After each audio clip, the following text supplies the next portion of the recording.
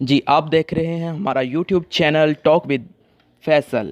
خبر شامل کرتے ہیں ڈہرانوالا سے۔ ڈہرانوالا جہاں ہمارے نمائندے ابرار حسین کی رپورٹ کے مطابق وزیر اعظم احساس کفالت امداد پروگرام کے تحت امدادی رقم کی تقسیم کا عمل شروع ہو چکا ہے۔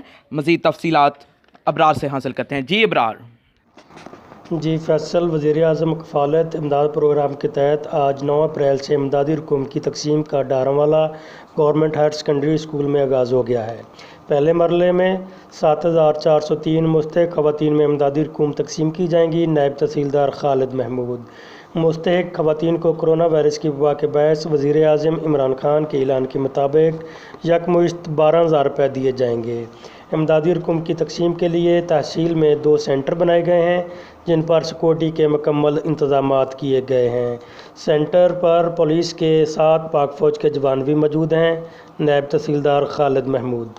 امدادی رقوم کی تقسیم کے دوران انتظامیہ کی جانب سے محکمہ ایجوکیشن، ریونیو ڈپارٹمنٹ، بلدیہ کی ٹیمیں اپنے اپنے فرائض انجام دیں گی۔